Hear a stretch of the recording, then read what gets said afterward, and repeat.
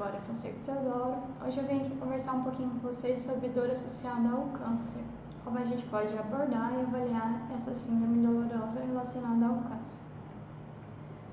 Bom, a gente sabe que a dor é um sintoma comum nos pacientes com diagnóstico de câncer. 20 a 75% dos pacientes adultos têm dor na ocasião do diagnóstico do câncer. O risco de desenvolvimento da dor associada ao câncer é bem elevado. A dor é um sintoma frequente nas neoplasias malignas, é talvez o sintoma mais temido na doença neoplásica. Existe o conceito popular de que a dor no câncer é terrível e incontrolável, mas é possível reduzir a dor significativamente com uma avaliação adequada e um tratamento efetivo. A dor no câncer pode ser devida a vários fatores, por exemplo, ao próprio tumor primário, algumas metástases, principalmente metástases ósseas, levam a síndromes dolorosas importantes. Algumas terapias anticancerosas podem levar assim, à piora de quadros áuricos. Os métodos, às vezes, de investigação podem ser um pouco dolorosos, como, por exemplo, biópsias. E também tem quadros dolorosos que não estão relacionados à neoplasia. Alguns pacientes já tinham, às vezes, alguma alteração por dor de fibromialgia ou uma dor muscular, e esse quadro associado à neoplasia pode piorar esse quadro que a paciente já apresentava. O sofrimento dos doentes é produto da interação de vários fatores, da própria dor, da incapacidade física que a doença leva, às vezes do isolamento social e familiar, preocupações relacionadas à condição financeira, às vezes um medo de mutilação e medo da morte envolvidos nessa doença. Às vezes também tem relacionado fenômenos individuais e subjetivos, como o paciente interpreta a sua dor, como ele consegue ver o seu tratamento. Às vezes envolve então diversos aspectos envolvendo esse tratamento que são muito complexos. A gente tem então um círculo envolvendo vários fatores, envolve a neoplasia, a incapacidade que a neoplasia pode levar. Essa incapacidade está relacionada às vezes a uma anorexia, uma perda de apetite, uma insônia, leva às vezes também à dor, a uma perda de convívio social. Todo esse contexto deve ser analisado no tratamento do paciente com câncer. A dor gera um estresse e esse estresse leva à piora da qualidade de vida do paciente. Esse estresse fisiológico e a própria doença pode causar uma depressão do sistema imunológico, um aumento às vezes do esforço respiratório, do consumo de oxigênio e também limitações da mobilidade. Todos esses fatores que são consequentes da dor e da neoplasia devem ser abordados e avaliados. Então a gente deve fazer uma avaliação da dor, relacionando a sua duração. Essa dor é uma dor mais aguda ou é uma dor mais crônica? Qual a intensidade dessa dor? Muitas vezes nas síndromes neoplásicas as dores são mais intensas. Qual a qualidade dessa dor? Como a gente consegue caracterizar ela? É uma dor neuropática ou nociceptiva?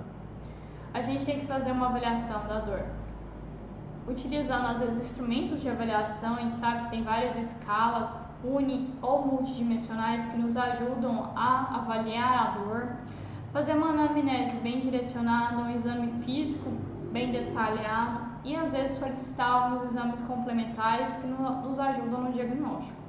Também tem que avaliar os componentes psicossociais envolvidos nessa doença e nas síndromes dolorosas associadas a ela.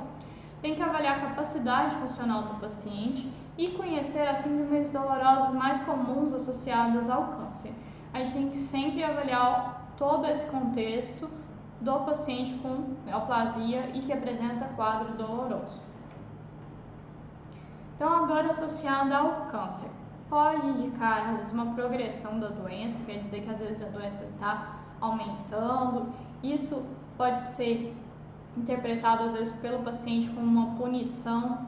Ele sempre às vezes tem uma perda de independência devido à doença, ele fica mais debilitado, acaba dependendo mais de outras pessoas. A gente tem sempre que considerar a abordagem psicológica e espiritual nesses pacientes, já que tem um envolvimento mental bem importante devido a esse medo que envolve o câncer, né? Essa sensação de punição. Por que eu estou com câncer? Eu estou sendo punido e por isso eu estou com essa doença. Então, esses medos e receios que o paciente que tem uma neoplasia tem, deve ser abordado.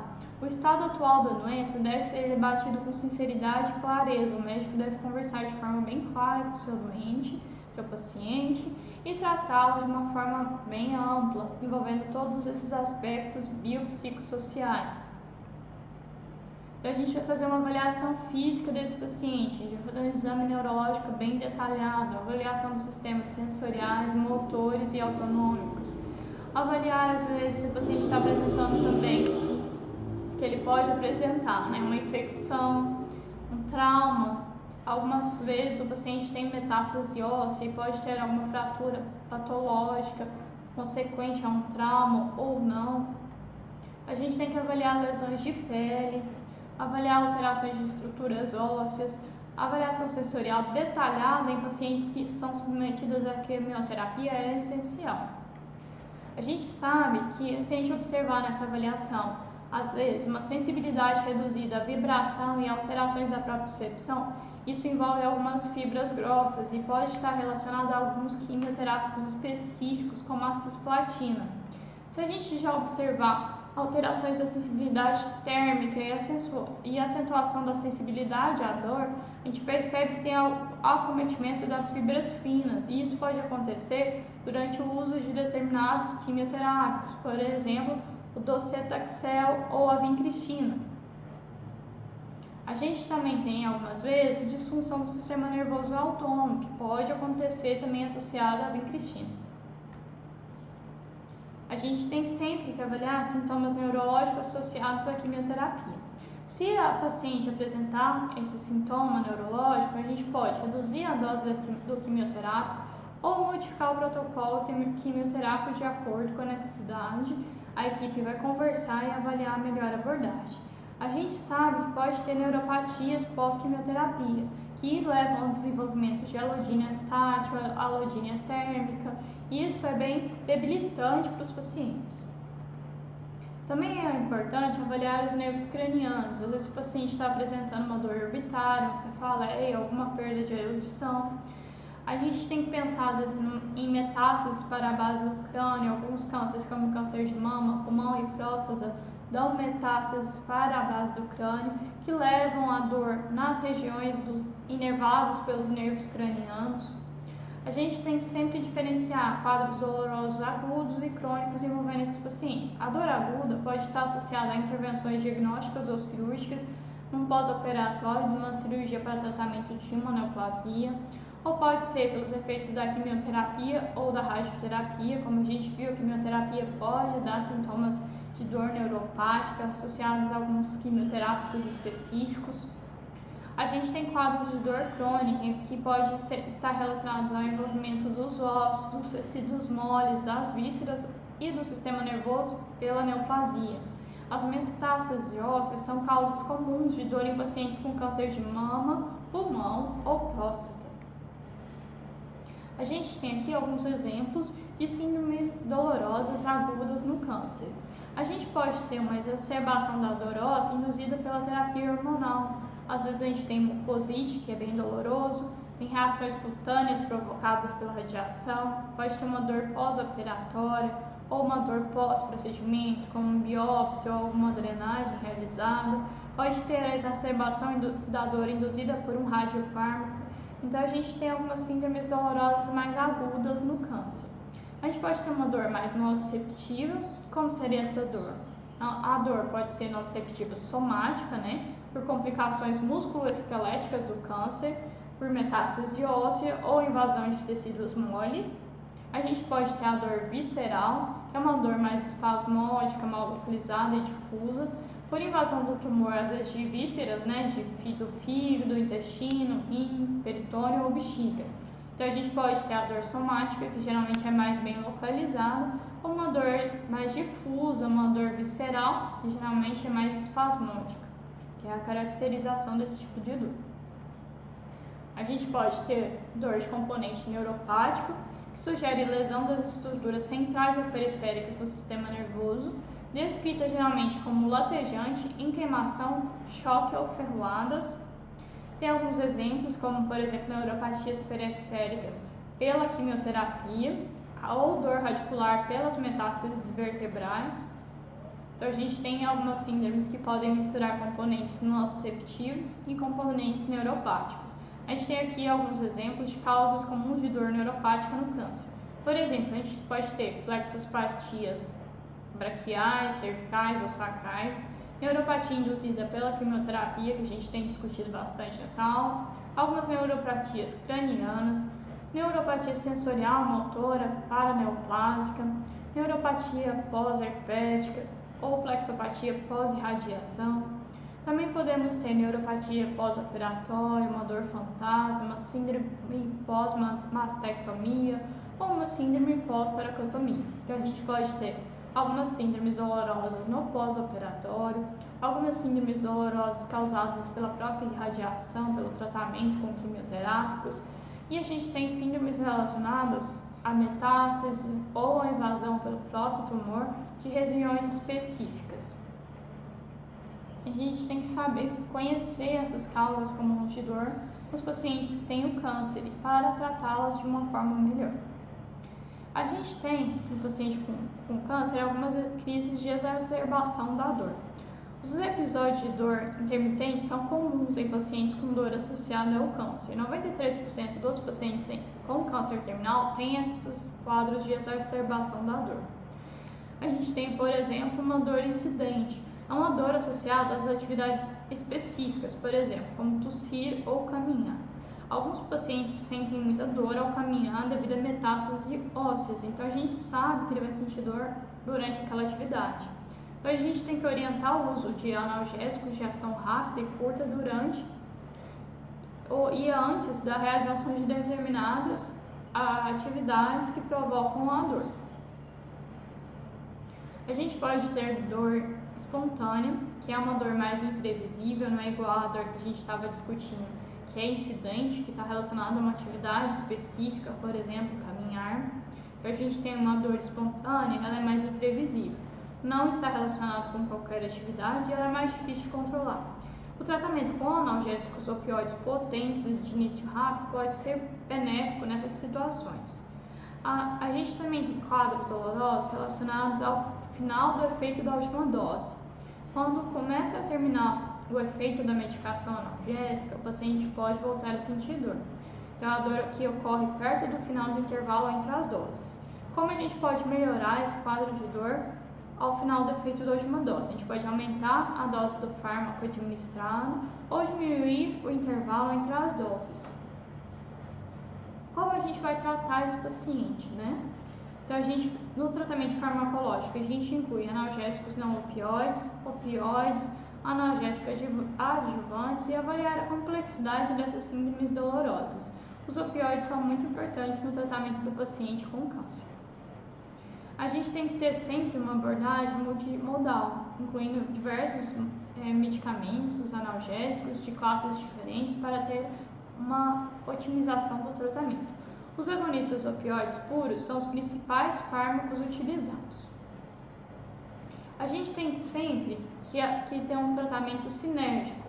De acordo com a intensidade, a gente vai prescrever os analgésicos. Uma dor mais intensa, a gente tem que prescrever analgésicos mais fortes. Para uma dor mais leve, analgésicos mais fracos. O tratamento da dor deve ser bem direcionado e ele não deve ser negligenciado. O paciente tem que ter acesso a fármacos, a abordagens, às vezes procedimentos intervencionistas para o tratamento dessa dor. A dor do paciente não pode ser negligenciada. As causas da dor devem ser pesquisadas, saber o que está causando aquela dor. A recidiva da dor deve ser prevenida, como a gente disse, quando a gente tem uma dor no final de uma dose, né, a gente pode aumentar a medicação, aumentar os intervalos da dose para ter uma melhor resposta no tratamento. As vias de administração do medicamento devem ser as mais simples possíveis, às vezes preferir pela via oral, que é de fácil acesso e o paciente pode tomar no conforto da sua casa. A gente tem que escolher o método analgésico de acordo com a intensidade da dor. Pela escala da OMS, a gente tem uma ideia de como começar o tratamento, por fármacos específicos para dor leve, alguns fármacos específicos para dor mais intensa. A gente deve, sempre que possível, associar medicamentos adjuvantes para uma melhor resposta a esse tratamento, fazer sempre a reavaliação regular da eficácia analgésica, como esse paciente está respondendo ao tratamento, se está sendo efetivo o nosso tratamento, e também deve prevenir e tratar efeitos adversos. Como a gente usa muito opioide no tratamento do paciente com câncer, a gente deve sempre pensar nos efeitos colaterais que o opioide pode provocar, por exemplo, constipação intestinal, e já instituir um tratamento para esse efeito colateral desse medicamento. Alguns medicamentos que são de preparação de ação prolongada são fundamentais para o tratamento da dor associada ao câncer. A dose é titulada como uma preparação de liberação imediata, que depois é convertida para uma fármaco de liberação prolongada.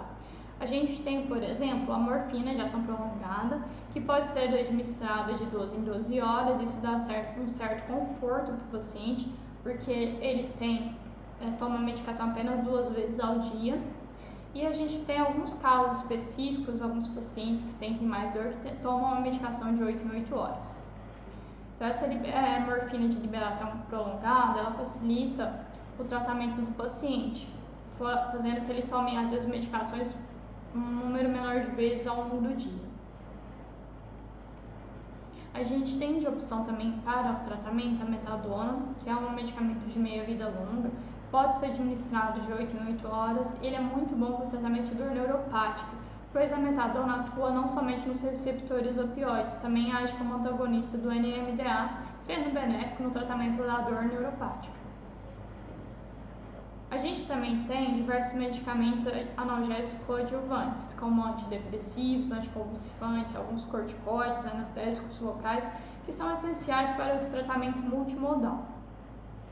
Os antidepressivos ajudam não somente no tratamento da dor, ele melhora o sono e o humor do paciente, é muito bom para o tratamento de dor neuropática, ele age inibindo a recaptação de serotonina e norepinefrina. Às vezes, um problema que a gente tem com esse medicamento para o tratamento da dor é que ele demora um pouco para iniciar o alívio da dor, cerca de dias e semanas. Então, ele não tem uma ação tão imediata. Alguns exemplos que a gente tem dos antidepressivos disponíveis são os tricíclicos, como a amitriptilina, os duais, como a venlafaxina. A gente também tem medicamentos anticonvulsivantes, que são úteis no tratamento de dor neuropática. Muitos pacientes com neoplasia têm componentes neuropáticos e nociceptivos da dor. A gabapentina, por exemplo, pode ser usada nas doses de 900 a 3.600 mg por dia. Outra opção para o tratamento como anticonvulsivante é a pregabalina.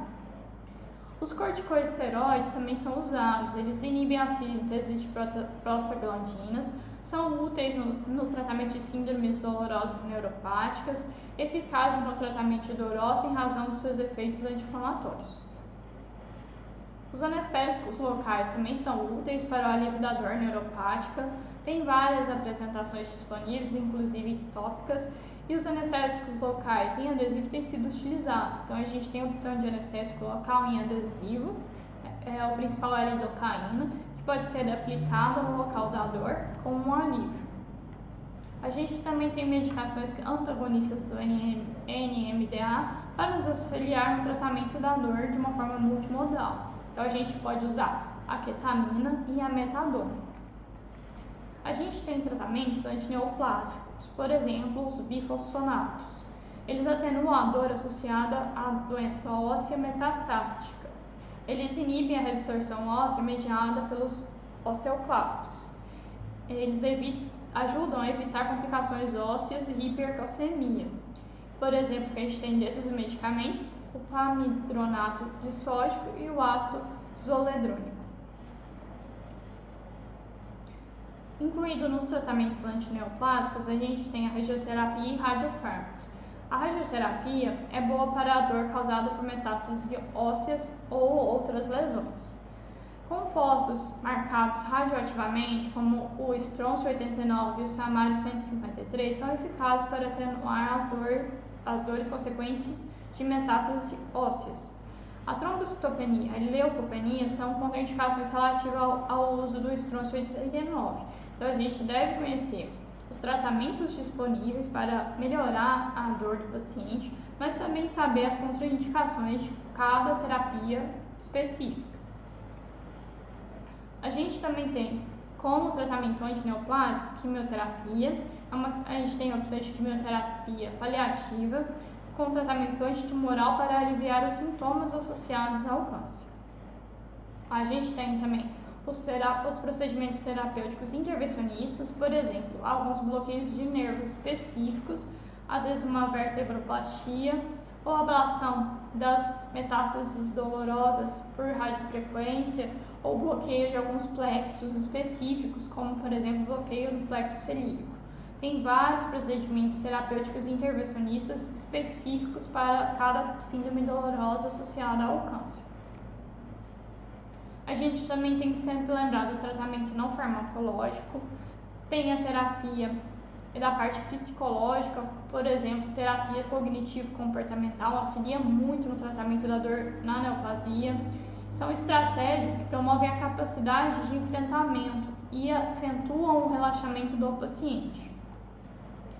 Tem modalidades físicas de tratamento não farmacológico, por exemplo, massagem, quiropatia, fisioterapia. Todos esses tipos de tratamentos são benéficos. No caso de uma dor óssea, ela pode ser muito difícil de ser tratada e ela é exacerbada com o movimento, isso dificulta ainda mais o seu tratamento. Então a gente deve sempre ter disponível opioides de ação curta que podem ser eficazes para amenizar essas dores, principalmente quando se vai movimentar. A gente tem opções, às vezes, de corticoides que também atuam e melhoram essa dor óssea. A gente tem que lembrar dos tratamentos com bifosfonatos e radioterapia, que também são úteis para amenizar essas dores. Então, o paciente com uma neoplasia, ele pode ter diversas crises de dor, e essas crises devem ser tratadas de forma efetiva. A maioria das quadros dolorosos é por dor nociceptiva, e a gente tem que tratá-la sempre com analgésicos de diversas classes. E a gente tem que sempre saber diferenciar a agitação, a ansiedade ou aquela angústia relacionada a quadros terminais de neoplasia. Então, a gente tem que saber quando o paciente está com uma parte psicológica alterada, quando o quadro é dor relacionada a um aspecto nociceptivo, saber abordar a parte psicológica e instituir tratamentos relacionados à terapia para melhora da parte emocional desse paciente. A gente tem que fazer uso de diversos analgésicos e opioides e algumas vezes avaliar a utilização de benzodiazepínicos para poder acalmar, tranquilizar, diminuir às vezes a ansiedade desse paciente relacionada ao quadro de neoplasia. Tem sempre que ter um acompanhamento psicológico e psiquiátrico junto com o tratamento. Tem que fazer uma escolha adequada da via de administração dos fármacos. Alguns pacientes com câncer têm dificuldade para deglutir. A gente deve pensar nas opções dos adesivos transdérmicos que são úteis no tratamento desses pacientes. Tem opções como radioterapia, alguns bloqueios intervencionistas com anestésicos, intervenções de neuroablação. Todas essas opções terapêuticas devem ser consideradas no tratamento do paciente com dor relacionada à neoplasia. A gente tem que sempre fazer uma abordagem, um tratamento multidisciplinar, avaliando vários aspectos da dor.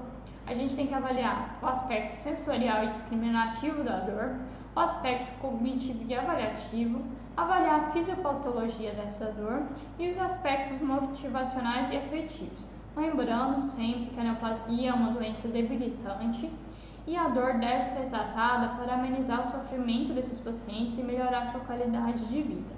Dessa forma, a gente encerra essa aula, sempre lembrando da abordagem multidisciplinar da dor E a importância de não negligenciar os quadros dolorosos. A gente sempre deve buscar tratar todo o quadro doloroso que a gente encontrar nos nossos pacientes.